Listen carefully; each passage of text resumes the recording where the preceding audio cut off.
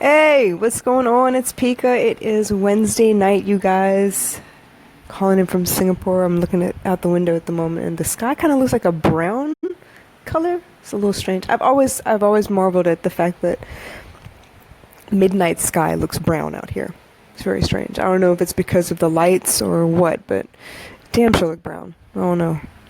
Anyway, today was Deepavali here in Singapore, and most of y'all who celebrated actually went out and got dressed up, got all jigged up, dressed to the nines and everything, went to go see family, ate as much as you could possibly stomach, and just got to bond with your family, got to be with your family. And for that, I am so happy for all of you. In my house, it didn't quite happen that way, and that's okay. Some things will never be the same. Some things aren't meant to be quite that way yet, and maybe it's because I'm not ready for it to happen that way either. Yes, it was a public holiday, so baby girl and I were off today. We slept in, we got up, we had a lazy breakfast, and kind of cleaned up the house, and just kind of enjoyed each other's company. We did not go out today. We sent out wishes to family members, but we didn't have any plans. No one really asked us or let us know where if they needed us to be anywhere. So we kind of just winged it. We kind of just sat at home. And I'm not bitter by any means. I'm not upset about it by any means. But it is a little different because, I don't know, for me, Deepavali was my grandmother's house, Vende Colombo, and Mean Colombo. Just, her cooking and her love. It was her gravity that pulled everybody together. And since she's no longer with us, since my grandfather's no longer with us, since my mom isn't in the country, there is no gravity near me to pull everyone together again. And maybe one day I'll level up and that will be me. Maybe that'll be me one day in next year, maybe the year after, I don't know. But right now, I'm not in a place where I can pull everyone together. But I will.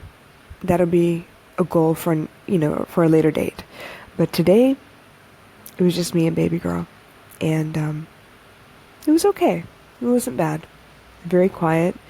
We watched a Tamil movie, watched movies as usual. She origamied herself out today. And I actually got some work done.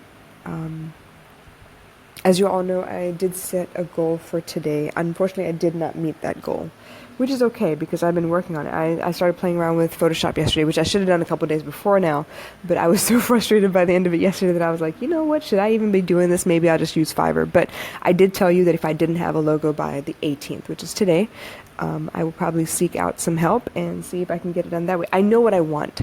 That's the good news. I have brainstormed and brainstormed and brainstormed, and I know exactly what I want. In my mind, I can see what it is that I want, and I'm hoping that it looks as good as I think it will. But either way, that'll be the first logo. I've been studying t-shirt companies for a long time. I've been looking at trends. I've been looking at, I don't know, the most popular ones, the ones that my son used to crave and beg me for. What made new t-shirts so cool, what made those new releases so desirable to young people. Like, I've been looking at all that for many, many years now, maybe 10 years in the making at the moment. So I have a couple ideas. Okay, I'm not gonna lie, it's more than a couple ideas. I have a lot of ideas. It's written down in a book. I have them like all over the place. So yeah, I have committed. I will go to Fiverr starting tomorrow and see if I can get some of that stuff done. In the meantime, I do need to source the t-shirts, and then that'll be on a roll. So goals going forward: Fiverr for the first logo of the t-shirts, source the t-shirts where I'm going to get them from, where I'm going to get them printed, how I'm going to get them to me, how I'm going to ship them out. And then, you guys, I think I'm going to just go ahead and do Shopify. I'm not still entirely sure if I want to do Shopify the whole way with the blogs and everything, or if I just want to add Shopify to the WordPress site I have existing. I did see there was a new pop-up YouTube video, like an update on the one that I used to create the website that I have, and I'm hoping there are some updates in there that I can use to upgrade my site. So that will be coming down the pike as well. As most of you know, tonight is Wednesday night in Singapore, meaning that in a couple of hours it'll be Wednesday evening for y'all, which means what? Periscope, right? So I have a Periscope show tomorrow. It'll be 9 p.m. Eastern Standard Time, and I'm hoping you all will join me. I will be outside again. I'm actually really enjoying being outside. It's a different kind of feeling. It's a different kind of energy. I feel awake. I feel alive. I feel like I could really deliver some great content. So I will work on that and put out my Instagram post so y'all know exactly what I'm going to be talking about if you want to tune in or not. And if you don't, that's totally fine as well. Obviously, the post is up. Once it's up, it's up. It doesn't come back down again. I don't take it down. It's on the Crown for Queen channel, which is a spin-off of the Crown for Success company. So you're more than welcome to join me there. You're more than welcome to ask me questions. I love it when y'all interact. Just don't do nothing stupid and ask dumb questions like, I don't know. Don't be a troll, okay? I'm just gonna put it to you like that. Just come in there with an open mind. Be honest about what it is you're going through. If you need help from me, if you want to ask me a specific question, fine. I am an open book. I have no problem answering you. But if you're going to be stupid about it, I will put you in your place. So don't do that either, okay? And it's not fun. It's not fun for me, and it's not fun for you. I'm pretty sure of that. Today I want to talk to you about manifesting your life. And we've talked about law of attraction. We've talked about the circle of control. We've talked about your emotions and how they really, really are super important. It's the reason I chose emotional intelligence as the reason that the way that I want to coach. I want you to be able to manage your emotions because I believe fiercely that everything stems from your emotions. So for me, that's paramount. If you can control your emotions, you got this. You got it in the bag. Now, I may not understand all of the terms that Abraham Hicks and Esther Hicks talks about as far as the vortex and whatever else. I'm still learning. I'm still in the process. I mean, honestly, it wasn't but a month ago that I really actually sat down and watched The Secret, you guys. Okay? As strange as that is. Everything else is kind of innate. Everything else is I'm an empath. I believe in signs. I believe in intuition, So all of this is, I'm winging it, but it's good to know that a lot of the secrets and the things that Abraham and Esther Hicks teaches about the law of attraction are innate ideas of mine. Like, I know these things. It's almost like, when you read a book and you learn something you think is new, it's actually not new. It's almost like your soul recognizes this as truth and you're suddenly like, wow, okay, aha, that's the aha moment. Damn, I knew that. I should have known. I should have been putting that into practice already. Anyway, so let's get back into it. I want to talk about manifesting your life. Now, I spoke briefly about the fact that, Deepavali was very quiet for me. And to be quite honest, because I do own my feelings, it was quite a sad day for me because I was lost in a lot of memories of my grandparents. Because honestly, for me, y'all may take it for granted, you go through the motions, you know what to do already because your parents have been doing it every year forever. I didn't have that luxury, you guys. I mean, I sit here, I'm on Instagram and I'm on Facebook all day or whatever, just checking my feed and seeing everyone so beautifully decked out to be with family, flaunting the fact that you have a big family, that you're eating, that you're doing this, you're doing that. It's awesome. I love it. I'm really happy for you guys. For me, that's a big deal to me because I didn't have that. I didn't have that growing up, okay? So what y'all take for granted, I actually really ache for. I don't care about the food. It's another excuse for us all to get together, and that was basically what the gravity of my grandmother was. She pulled everyone into orbit around her. I mean, there wasn't a relative on my mom or my dad's side of the family that if they've traveled from far and wide and happened to step foot in Singapore, the first call was to my grandparents' house, and they were like, Auntie, is it okay if we stop by? Can we stop by and see you? And it wasn't even like, hey, can we come by and stay with you? Or can we come by? Can you feed us? It wasn't like that. It was to pay their respects, you guys.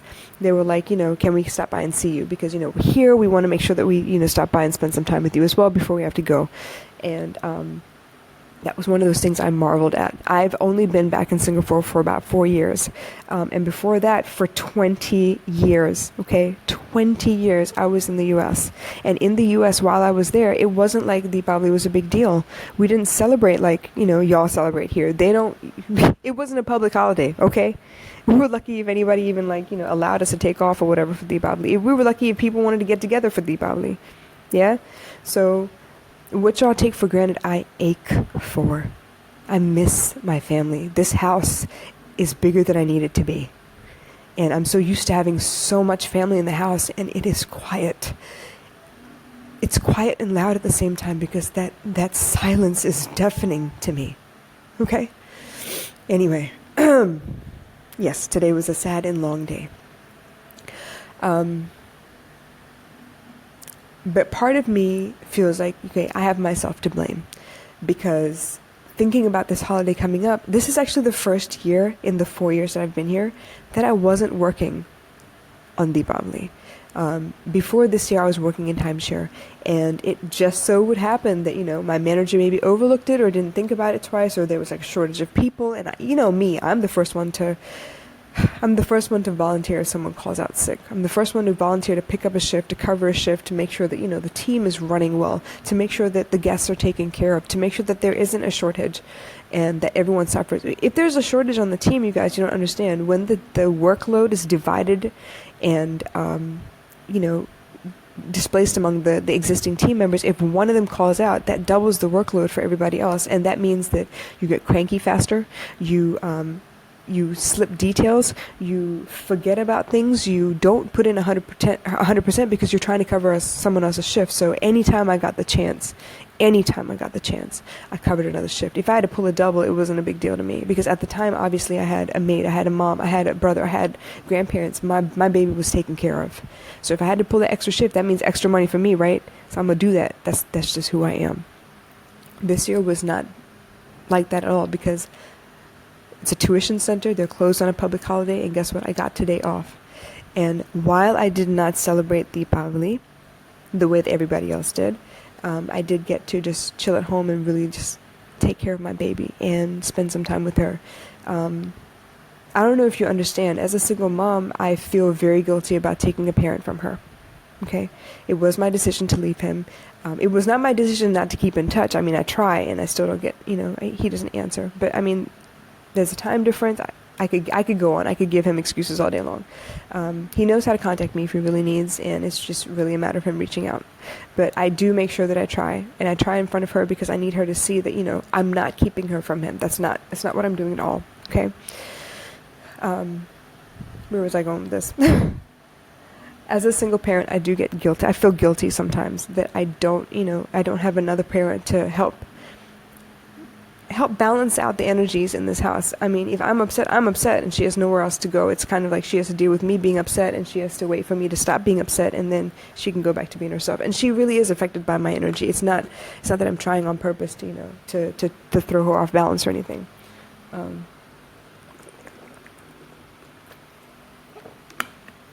So as much as I love these, family get-togethers where she gets to be around other family members. She gets to see how other parents are, other family members are, what a married couple looks like, acts like, behaves like, what other parents treat their kids like. She needs to see all those things, whether it's in a school setting or whether it's in like a family get-together or whatever. So those things are important to her. I need her to see those things so she can ask me questions and we can talk it out. We can make sense of our situation. I mean, I'm winging it, she's winging it. We're trying to make things, to make the best of things as much as possible. So, like I said, as a single parent, I get nervous sometimes. I feel guilty sometimes that, I've put her in the situation, unnecessary suffering or whatever. But for the most part, she doesn't seem to suffer, but we do miss those family get-togethers. And part of me wonders if, because I feel that lack a lot of times, I don't know how much you understand about lack mentality. When you focus on what you don't have, you tend to attract more of what you don't have. And I wonder sometimes if, me looking at the situation as I'm by myself kind of manifested a reality where I actually am physically by myself, even for these, for these family get-togethers or whatever, where people kind of just, overlook the fact that, hey, I exist, I'm just down the street, you guys, but I guess I'll just be here by myself. So manifesting your reality, manifesting your life, that's actually something that's in your hands in a way, okay? It depends on how much of this you understand, how much of this you believe, how much of this you're willing to accept. Now, every one of us is in our own level on our, how do I say this? We're at a particular stage in our journey, okay?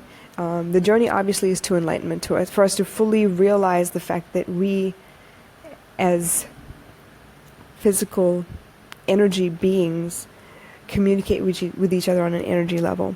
And for us to be able to do so in a positive manner where we impact the world around us, the energy around us in a positive way, we need to be able to control a couple things inside us. We need to understand ourselves very well. Gary Vaynerchuk talks about, knowing yourself.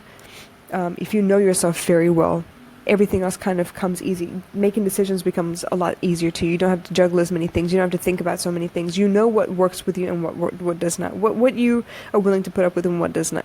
What you're not willing to put up with. So in that regard, it's like once you know yourself, once you can control yourself, especially that ego, you guys, it becomes a lot easier to keep upbeat, to keep positive, to focus on the things you do want, and thereby attract more of what you do want. Unfortunately, the ego is what plays a part in that lack mentality. It's like, I'm important too. Why didn't anyone invite me? Yeah, I have an ego. I'm sorry. I'm still working on it. But for the most part, I realize, knowing is half the battle. The other half is actually putting in the work. So I know that I probably manifested the situation myself. I also know that it is in my hands to control what it is I think about, what I obsess about, what plays in my head over and over again. Excuse me. But on the same token, as much as I know, it's also quite difficult from moment to moment to control what it is that goes on in your brain. I don't know, let me put it to you this way, okay? If you were to punish a child and say you have to sit in timeout for 5 minutes, that 5 minutes will drag on for what seems like an eternity because you're waiting for the time to go by, right? Whereas if you're playing a video game, let's say you're playing, I don't know, what do people play these days? Shoot. Okay, let's go back a little bit. Let's say you're playing Mortal Kombat, okay? And 5 minutes will go by in a snap. You won't even notice that 5 minutes went by, right? So when you're doing something that you enjoy, the time kind of slips by. You're not paying attention to the time. But when you look at that damn minute hand go round and round, you're waiting for the time to go by. You're waiting for someone to call. You're waiting for the contracts to come through. You're waiting for the doctor to call you back. You're waiting for whatever it is you're waiting for. That's when your mind runs riot. That's when that time seems like it takes forever to go by. And that's when it matters the most. What you think about matters the most then, unfortunately. And I have not yet mastered how to control what it is I think about at that point. I understand distraction really helps. It does. But if I could actually get myself to focus on the distraction, that would be great. For the most part, here's what happens, okay? Let me just walk you through like a typical, let me distract myself so I don't think about whatever it is I'm missing at the moment. So I will be on social media, finish posting my Instagram post, whatever, make sure it's uploaded to Facebook, make sure the tags are correct, make sure I didn't make any spelling mistakes. I do go back and edit if I make spelling mistakes.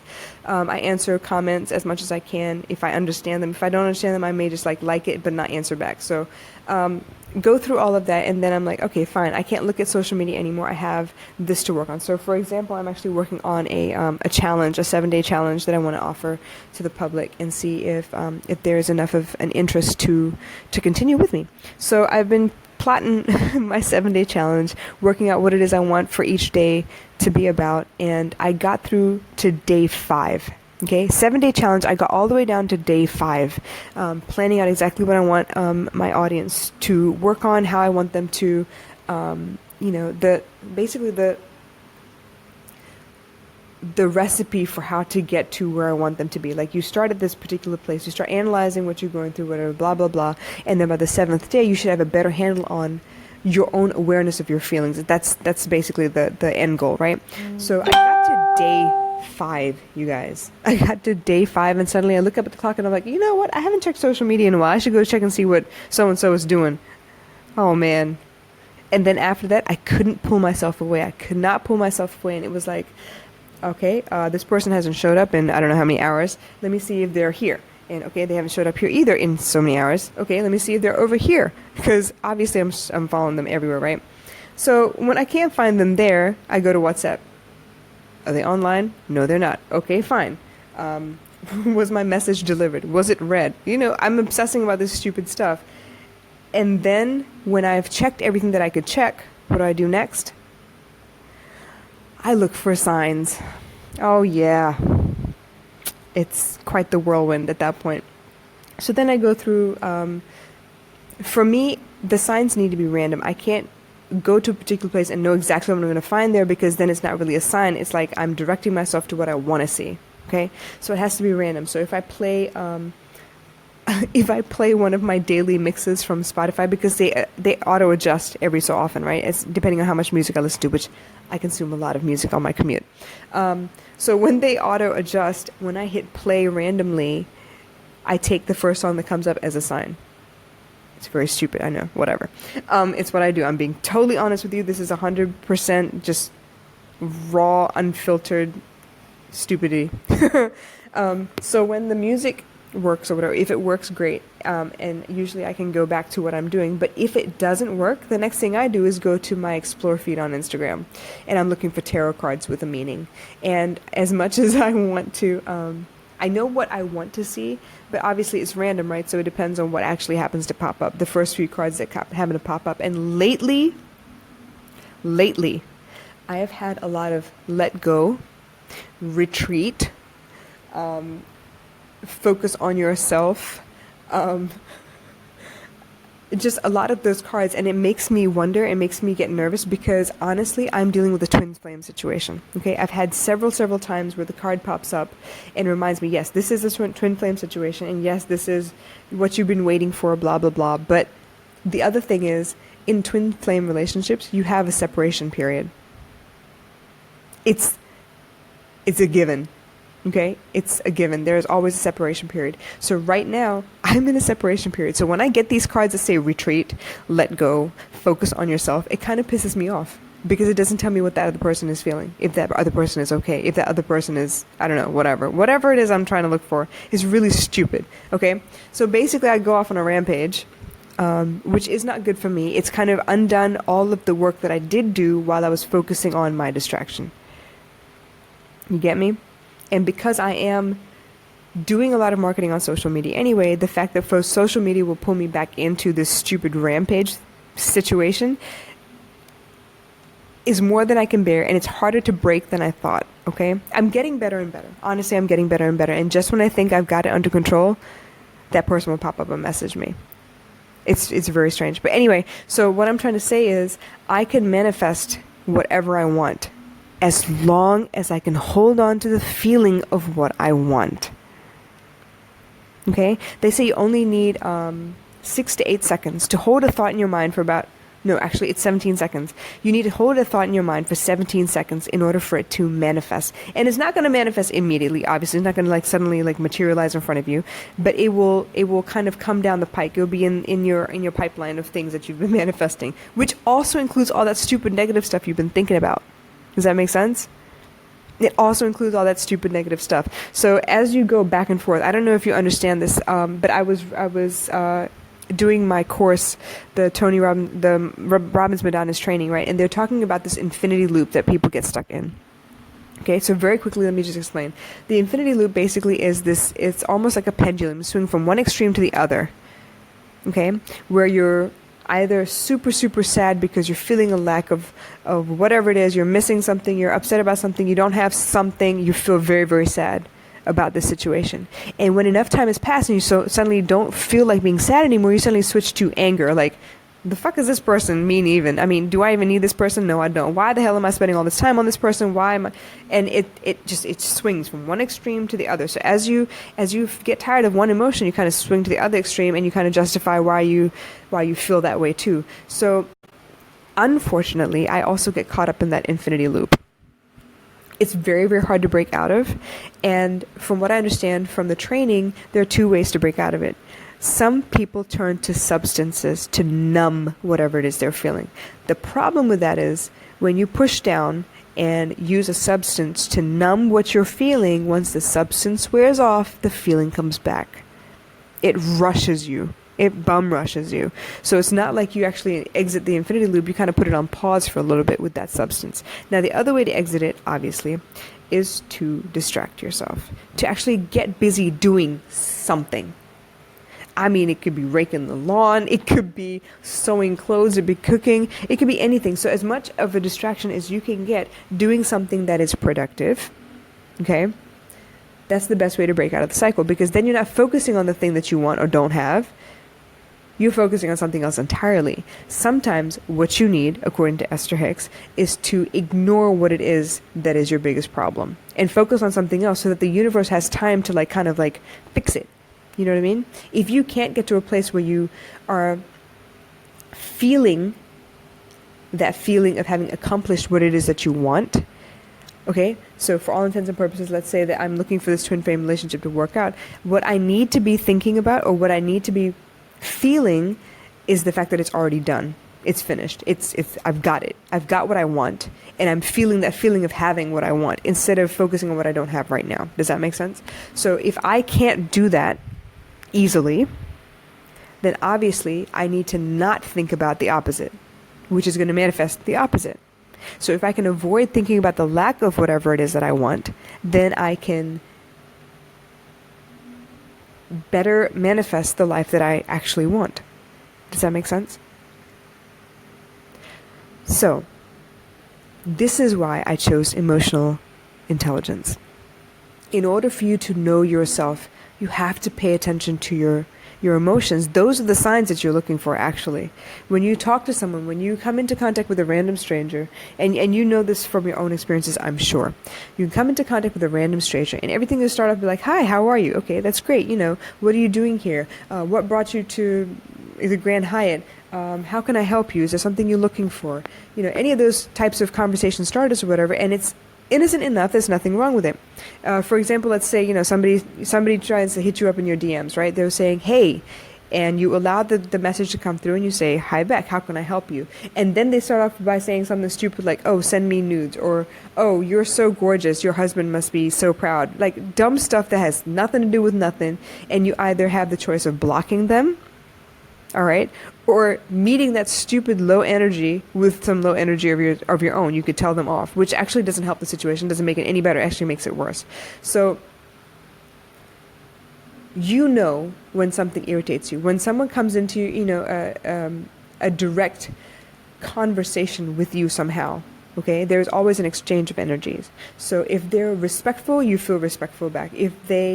If you're already irritated and you don't have time and they're asking you for directions, but they're failing to understand what you're saying, you get irritated, right? And you just want to walk out of there. So for you to actually pay attention to your emotions and what triggers your emotions, that's the kind of intelligence that I want to drive for. I really want to push for people to really understand what it is that your body is trying to tell you, what your soul is trying to tell you, because you get irritated for a reason.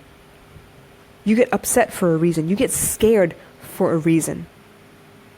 Now, fear is a little tricky because sometimes that's your ego playing tricks on you. Fear creates doubt. We already know that. Action cures fear. Action cures doubt. We know that too. But why you suddenly feel afraid, that sometimes has to do with that inner dialogue that you're playing inside your head. And sometimes there is a legitimate reason there's a danger involved where you actually legitimately have to be afraid. It may be history repeating itself, like where you find yourself in a situation with a person, a character that you've come into contact with in a different situation before, where that character turned out to be dangerous. So you see warning signs in the way they talk to you. You see warning signs in the way they obsess about you, or they come close to you. They don't have a sense of personal space, stuff like that. Those things will create fear, but that's real danger fear, not I'm afraid of getting on Periscope because I don't want people to make fun of me. That's different. Does that make sense? So what I want to drive for is how people understand their emotions. Because once they understand their emotions, manifesting your life becomes easier. Manifesting becomes a lot easier. Yes, you can create the life you want. You can change your stars. But in order to do that, you need to understand exactly who you are and what you're capable of, and then move from there. You can't have this big ego and think, yeah, I'm the best of everything because no one's ever challenged me and I've never met anyone better than I am. You can't come in it like that. You really have to be brutally honest with what you can and can't do. I know I can do graphic design if I have the patience to sit down and teach myself. But right now, I have so many projects going on, I don't have the time or the patience to sit down and teach myself. Right? because it's not for fun right now. It's for a purpose. So it's not going to be one of those things where it's like a self-discovery kind of educational experience. It would be something because I have to get it done because no one else is helping me. So in that regard, I won't be able to do the best that I can. I have to be honest with myself. This won't be the best possible work. I will probably still tinker with it and play with it on the side, but it won't be for something that I have a deadline on. Emotional intelligence is key to manifesting your life. I hope that made sense tonight. Anyway, I better get going because I have other work to do before I go to sleep. No rest for the wicked, y'all. But I will holler at y'all tomorrow. So don't forget, keep an eye out for my Instagram post on the topic for tomorrow's Periscope. And I hope you will join me. I will be outside again. I'll try and pick a really cool spot to sit down and talk to you guys. And yeah, I'll catch you then. All right? Till tomorrow. Bye.